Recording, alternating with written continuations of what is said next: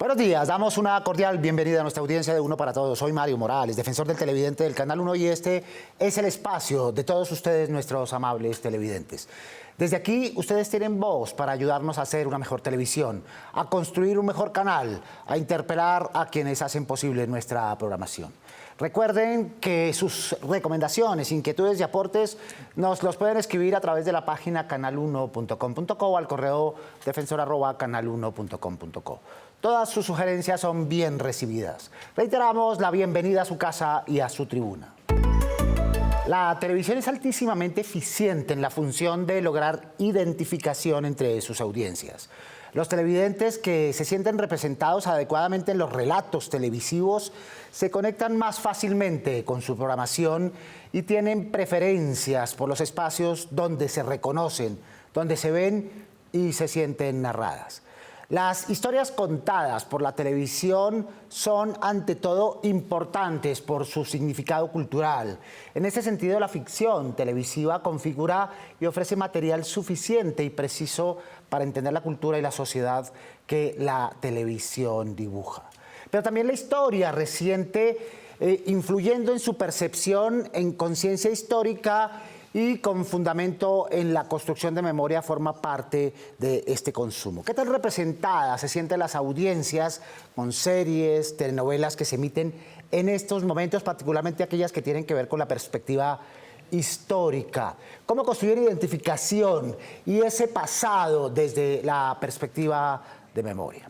Esos son los temas que nos convocan esta mañana, y para profundizar en ello nos acompañan desde el estudio John Richard Sánchez, realizador de cine y televisión, que actualmente se desempeña como asesor de la sección de contenidos audiovisuales de la Comisión de Regulaciones de Colombia y ha liderado realización de estudios sobre hábitos de consumo audiovisual, de niñez y representaciones sociales en la televisión de nuestro país. John Richard, buenos días. Buenos días, Mario. Muchísimas gracias por la invitación.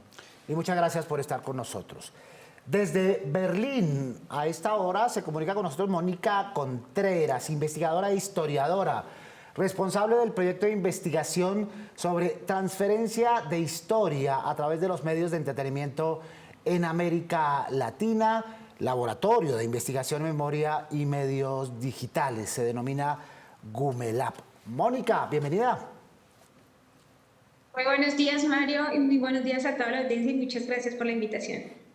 Muchas gracias por estar con nosotros. Desde Brasilia, pero con asiento en México, nos saluda a esta hora Laura Martínez Águila, licenciada y maestra en comunicación y actualmente defensora de audiencias en el Instituto Mexicano de la Radio, IMER.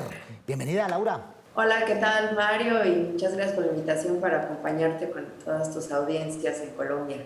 Y a lo largo del espacio también estarán con nosotros Omar Rincón, periodista, ensayista y docente universitario, al igual que Carolina Giraldo. Bienvenida, Carolina. Buenos días, Mario. Para mí es un gusto saludarte, al igual que a toda la audiencia que nos está acompañando en este momento en el Canal 1.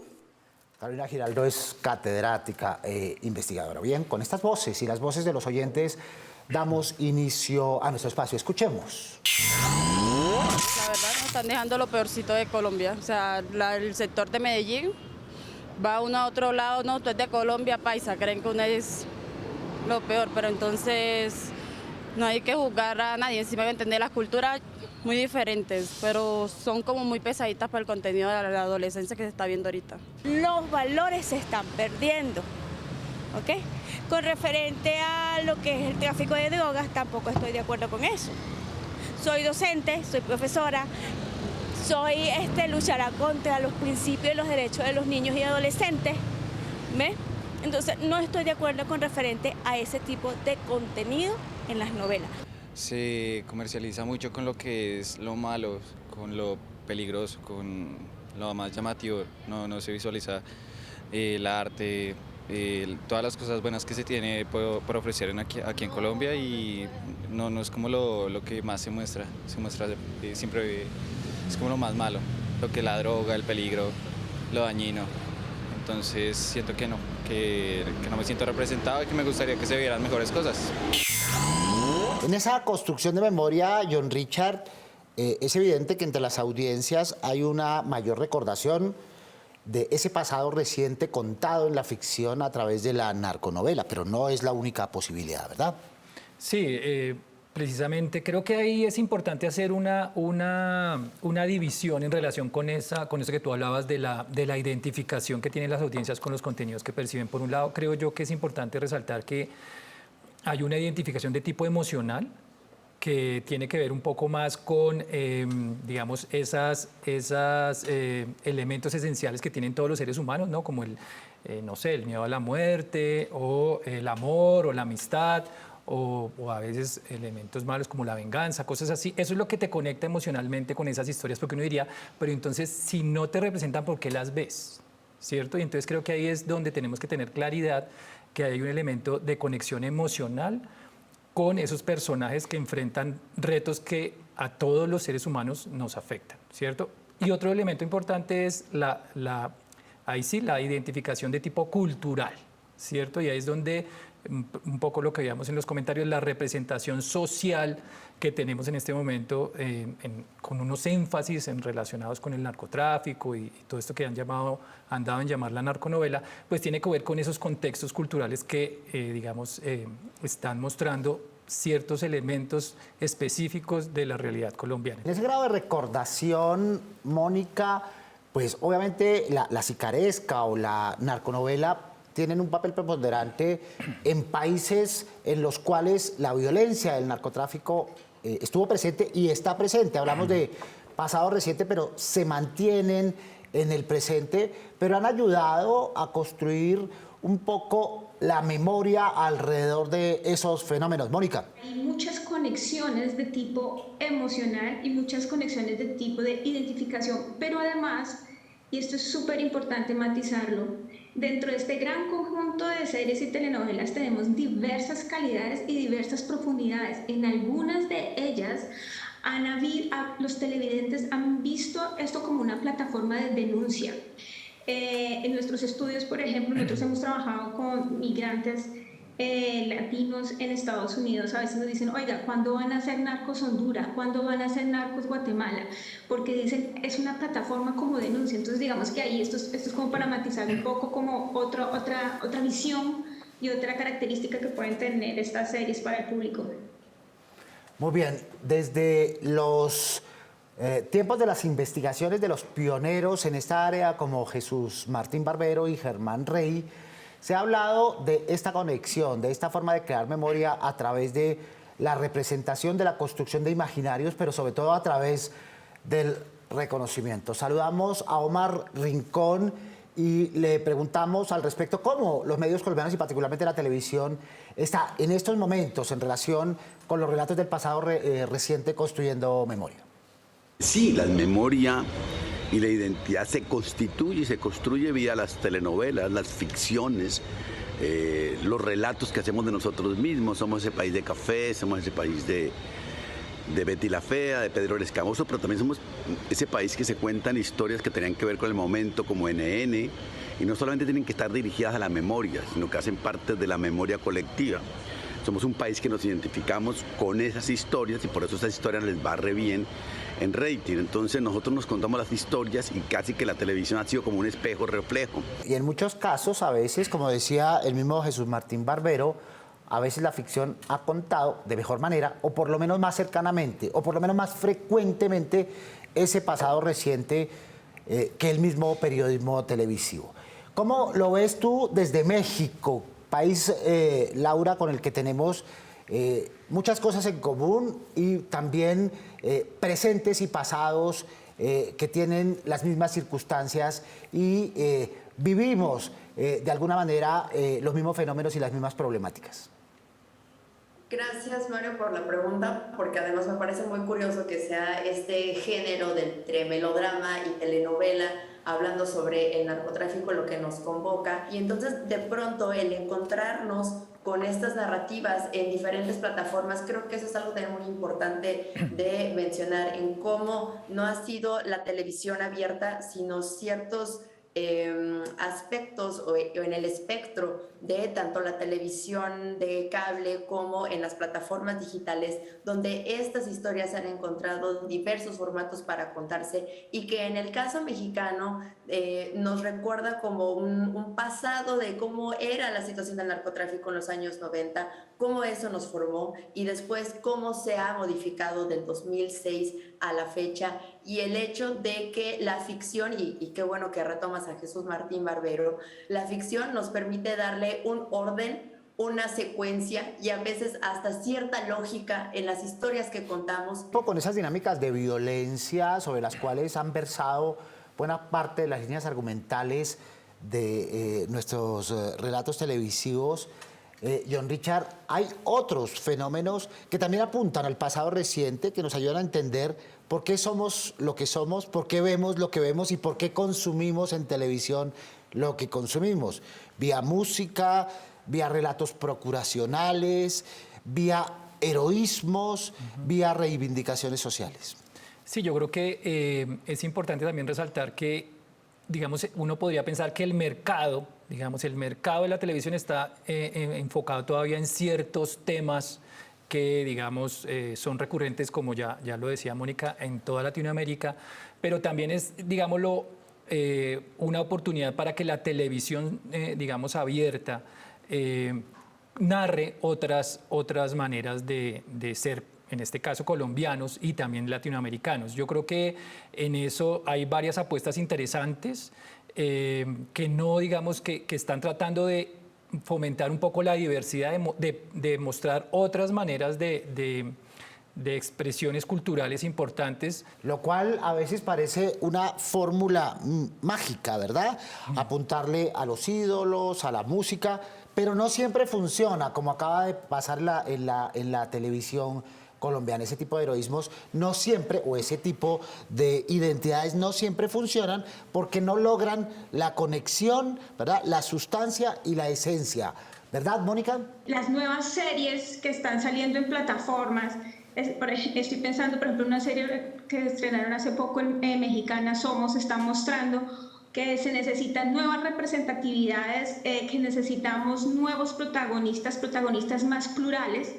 La serie también recientemente que mostraron como noticia un secuestro, hay unos personajes sumamente complejos en donde no es fácil identificar como en la fórmula tradicional, donde hay unos buenos muy buenos y unos malos muy malos. Aquí tenemos una complejidad en los personajes, lo cual es súper interesante.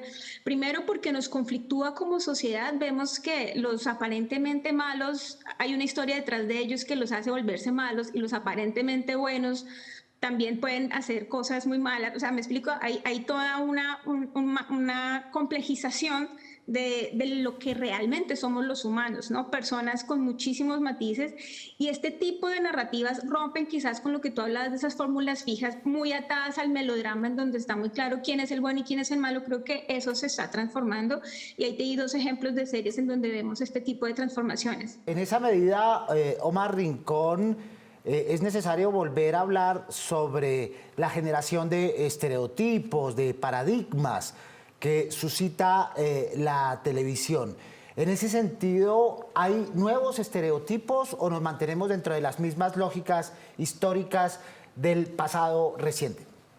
Sí, las telenovelas y las series constituyen estereotipos erróneos, yo no sabría decirlo. Es más, diría que no. Yo no creo que haya estereotipos correctos y estereotipos erróneos. Todo estereotipo es absolutamente limitado, y en ese sentido, pues las telenovelas y las series siempre producen estereotipos. No hay forma que no produzcan estereotipos. Los estereotipos hacen parte de la clasificación televisiva. No podemos contar todas las diversidades que habita lo afro, o lo indígena, o lo femenino, o lo paisa.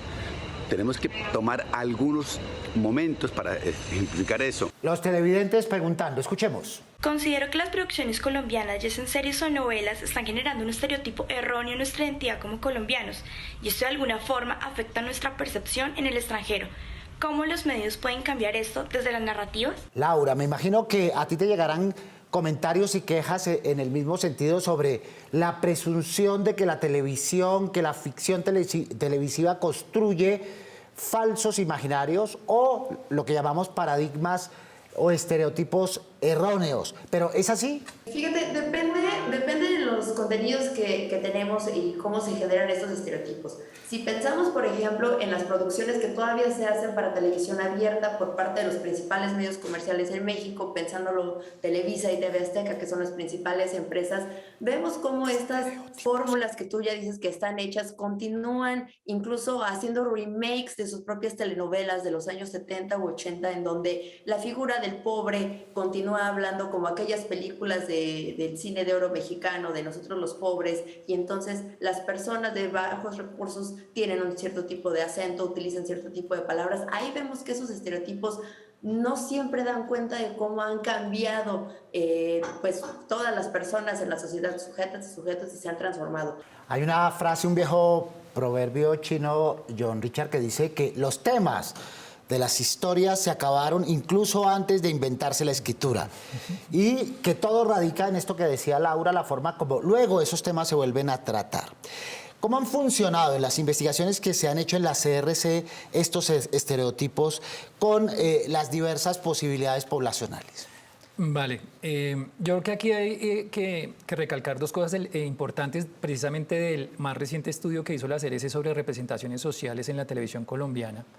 Y uno es que cuando indagamos con los creadores acerca de cuáles eran sus insumos para crear las historias y los personajes, nos contaban que ahora es muy importante lo que es tendencia en redes sociales, ¿cierto? Entonces ahí ya hay un elemento mediador entre un poco los contextos, la realidad y lo que cuentan digamos, en caso específico, los guionistas, ¿cierto? Ahí hay una mediación que es lo que es tendencia en redes. Entonces ahí, digamos, se sesga ya de entrada, desde que se está pensando el producto, se sesga cuáles son las historias y cuáles son los personajes que son relevantes para crear estas historias. Muy bien, grises, matices en los personajes, en los buenos, en los malos, y en los intermedios, que es donde habitualmente los ciudadanos más se reconocen.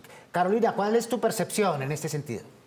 Cuando estamos hablando de medios de entretenimiento, nos referimos a unas narrativas, a unas historias que, aunque muchas de ellas pueden ser basadas en hechos reales, son básicamente relatos de ficción, ¿sí?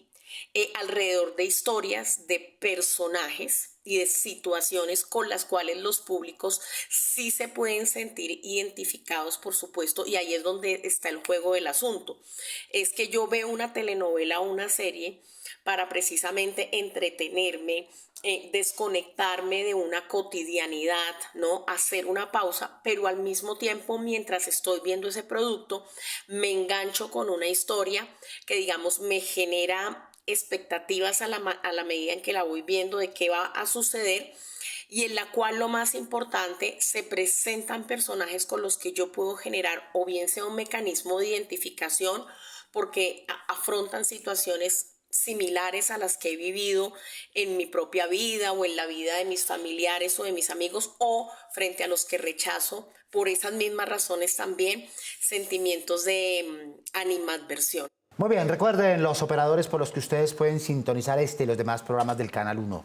Su opinión es muy importante para nosotros. Nos pueden escribir a través del correo defensor@canal1.com.co. Abramos el buzón y veamos algunos de los mensajes que ustedes nos han hecho llegar recientemente. Hemos visto que se inició la presentación de la ley y el orden, que nos parece buena e interesante, pero entre semana. Sería genial poder tener una serie en los fines de semana. Nos escribe Alexa Piedrahíta. Una de las alternativas que recurrentemente piden nuestros televidentes y que aquí potenciamos. Quisiera solicitar la emisión de la segunda temporada del programa de Last Kingdom, Guerra de Reyes, ya que me ha gustado mucho. Nos escribe Luna Pava. En el mismo sentido, Xiomi Moreno. Bien, es una recomendación y una solicitud permanente. Parece que la serie gustó, suscitó justamente reconocimiento entre nuestras audiencias, y aquí lo dejamos ante nuestro departamento de programación. ¿Por qué ustedes, como responsables de lo que se ve, no informan la clasificación de las películas que emiten? Hay películas inadecuadas para horarios familiares. Nos escribe Jacqueline Quiñones. En el mismo sentido, Alba Mercedes e Irina Marcela Rizo.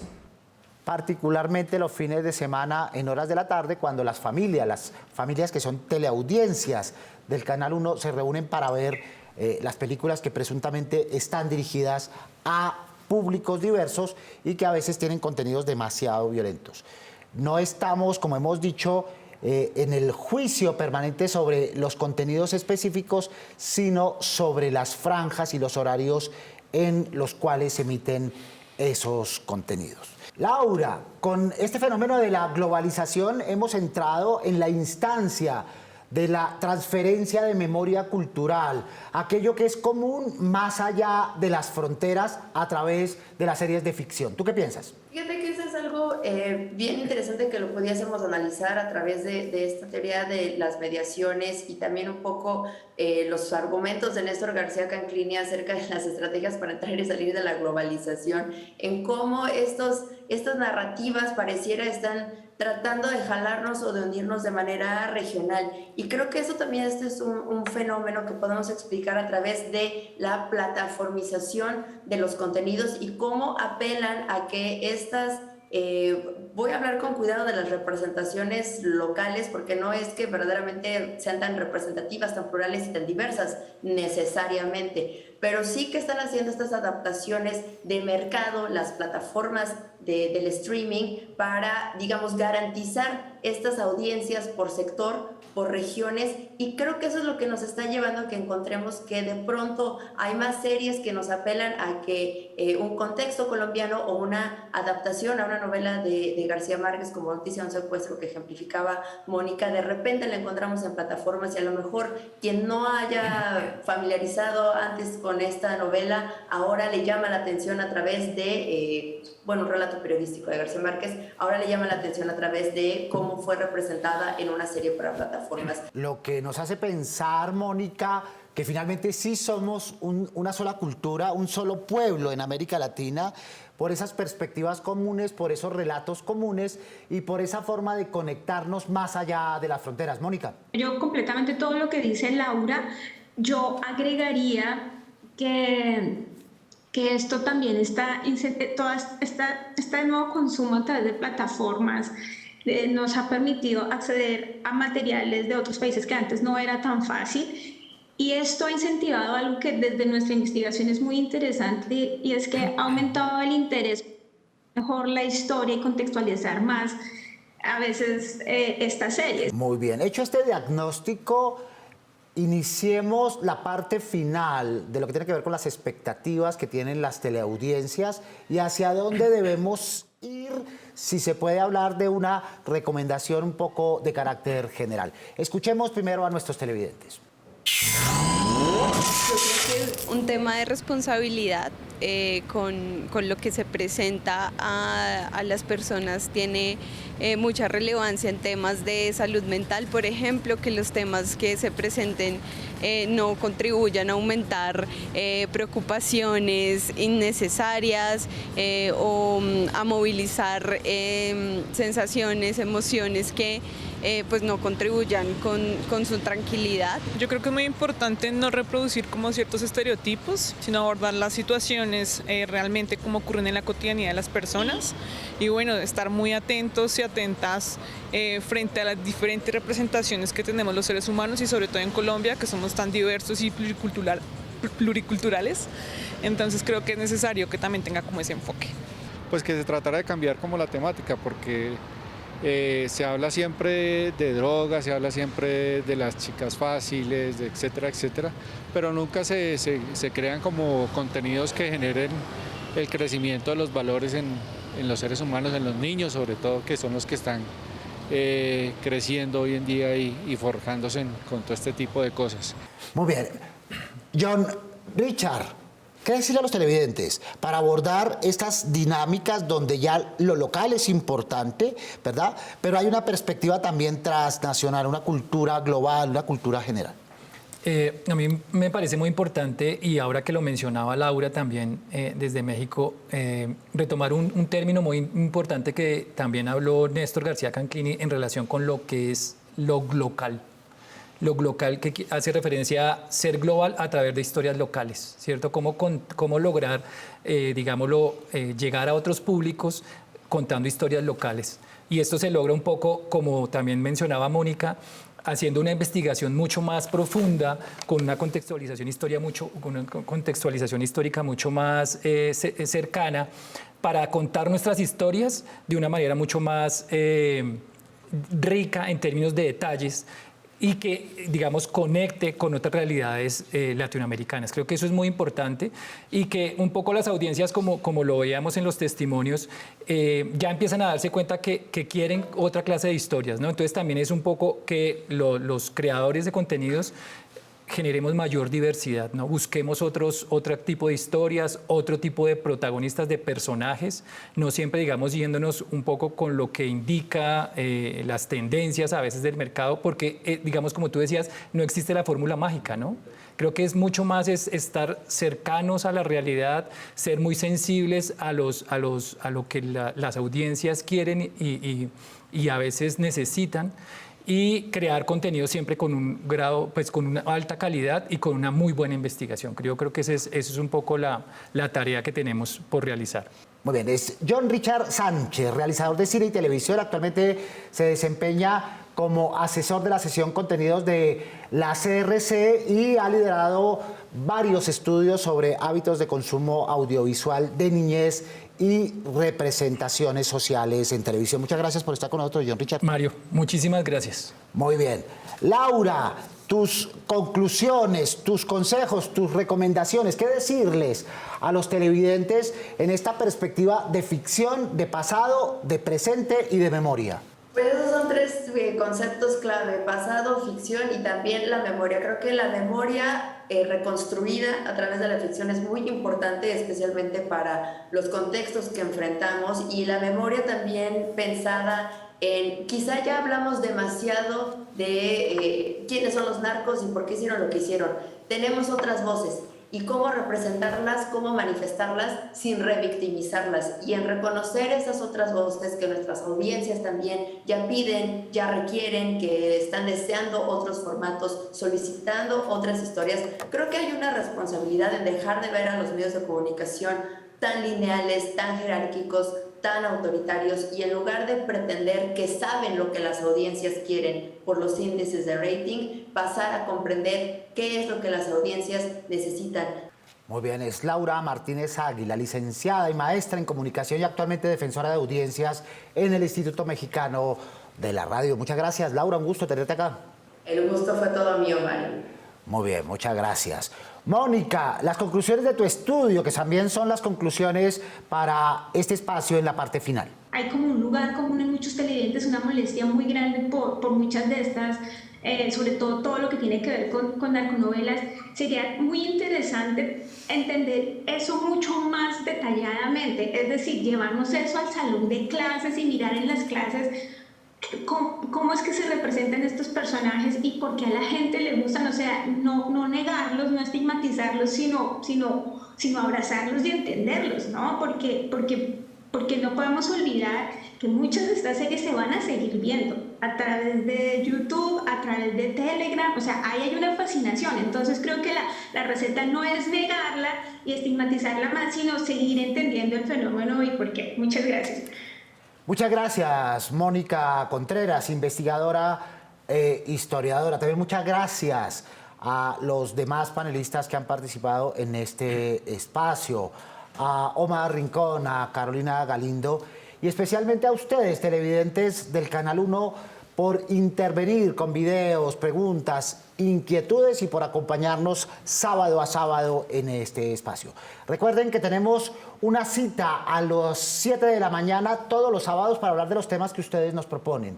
Prográmense con nosotros. Mientras pueden escribirnos o enviarnos sus videos desde la página web canal1.com.co o al correo defensor@canal1.com.co.